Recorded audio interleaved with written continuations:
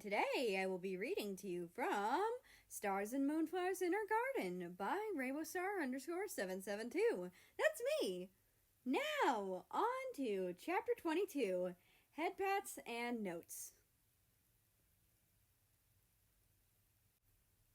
America sighed, not really sure what to do at the moment. He watched what was happening outside his window for a bit, and didn't find anything that gave him ideas. But the scenery was quite relaxing to him, so maybe it wouldn't be a bad idea to just rest.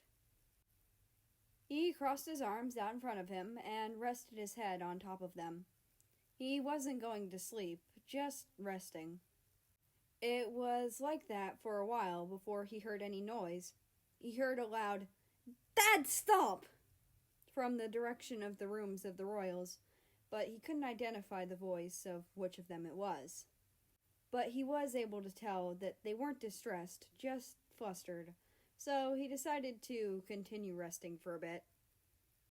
After a while longer, he heard someone pass by his office, and then again. He felt too relaxed to want to look up, but then he heard someone walk in, then the sound of something being placed down. He was curious now, but he'd wait. Then he felt a hand run through his hair. Someone was messing with his hair. They continued to do so until he made a noise. He was a little flustered and quickly calmed himself down. He stretched out his arms as a cat would stretching after waking up, and opened his eyes and lifted his head.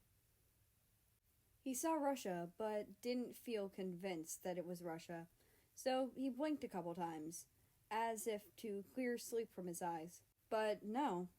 Before him, Russia still stood. He now knew Russia was the one who'd been messing with his hair, but decided he'd deal with that later. He'd deal with the very flustering implications of that later. He looked up at Russia and smiled a little at him, humming as he pulled his arms back close to himself. "Hey, Russia," he greeted, smiling a little. He was happy to see Russia, as the other was nice to be around. "Hey, America, I wanted to return the mug from last night," Russia said, sounding a little awkward and rubbing the back of his neck. Russia then went back over to the coffee table and grabbed one of the two mugs that was sitting on it. "I washed it," he said as he gave it back to America.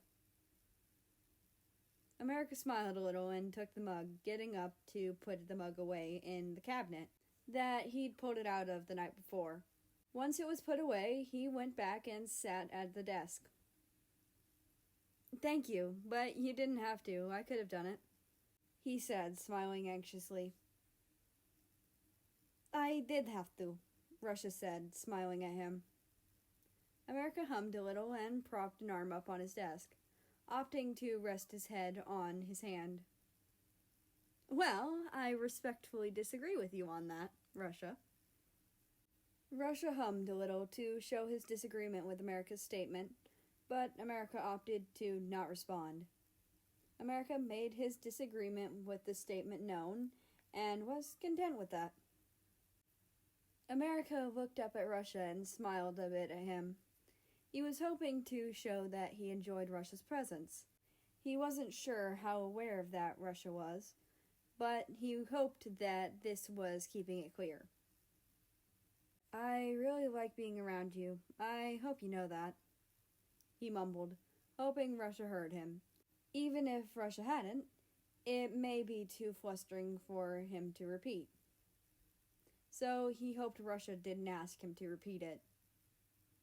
There was a moment's pause before it became evident that Russia likely heard him, but had not understood him because of his mumbling. "Could you please repeat that?" Russia asked, sounding confused. America felt a bit of blush creep up onto his cheeks as he tried to calm himself before it was noticeable. "I really enjoy being around you. I hope you know that," he repeated with a bit more confidence. Russia paused as if to process what America had just said, before pulling his Ushanka over his face. America wasn't sure how to take that, so he got up and walked over to Russia, pulling him into a gentle hug, hoping that it might help him feel better. After a second, he felt Russia slowly return the hug. He smiled a little. This let him know that Russia was okay and likely enjoyed the hug as well. America wasn't sure how long they stayed like that, but when he pulled away, he noticed that it was a bit past the time his shift was over. "Ah, Russia, I'm sorry," America said as he noticed the time. Russia shook his head and smiled at him, which confused America. He wasn't sure what that meant, but hoped Russia might clarify. But he didn't, just said goodbye and patted his head before leaving. That left America blushing and confused, trying to process what the hell had just happened.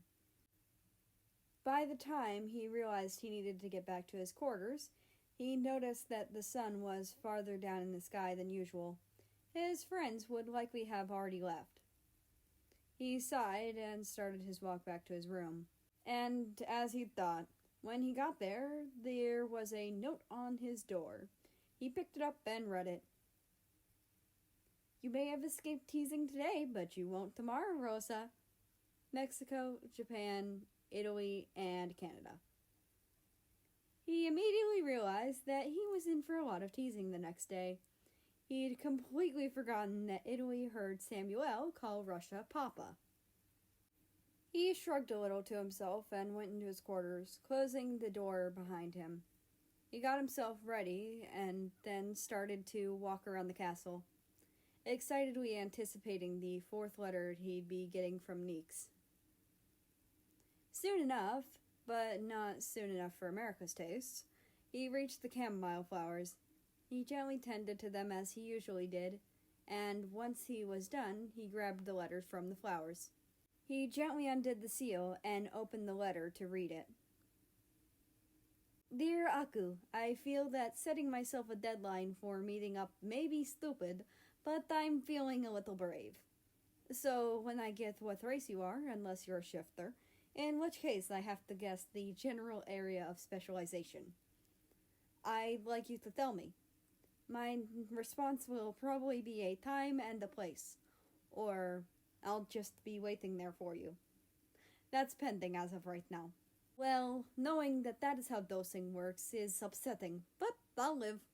I was hoping to be able to not deal with the drawbacks of not sleeping so that I can see the stars, but as is life. I asked my dad, and he said that I'm a bit of a disaster, not as bad as my sister. So apparently I'm not too bad.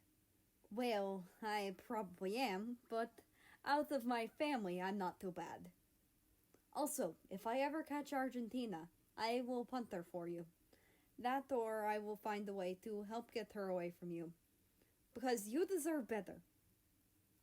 Also, I knew that tucking was dangerous, but I didn't think that it was that dangerous. It's good to know though. I've never tucked myself. I don't think my siblings have either. But knowing how badly it can affect you is concerning. I'm glad you like Natalie. I'll introduce you to him if you're still interested once you know who I am. As for Bean, if you'd be willing to after a first proper meeting, I'd like to meet him. I want to give him pets myself. I hope you did give him pets for me, though. And my current guesses are Dryad descendant, elf, or Brenton. I know that they are a elf-human blend, but they're recognized as their own thing on the census. I heavily doubt Brenton, as you have told me you're not human. Sincerely, Neeks. America hummed a little to himself as he read, a little concerned that Neeks was rushing himself. He hoped that the other wasn't causing himself any stress over meeting up with him. America chuckled when he read that part about Neeks' sister apparently being worse than him. It was funny and cute to him. It was nice to know someone cared that much. But he'd have to discourage him from punting the girl. As cathartic and funny as the idea was, it wasn't one he could encourage. He smiled a little as he read over the rest, noting that he'd have to tell the other the guesses were wrong. This guessing game would probably go on for a while. That was something he concluded pretty quickly. And that's the end of this chapter. I hope you enjoyed. Anyway, I'd like to invite you to join the Discord, which is linked down in the description below. That being said, I hope you have a nice rest of your day, night, or whatever it is for you. Just enjoy your time, and I will see you tomorrow.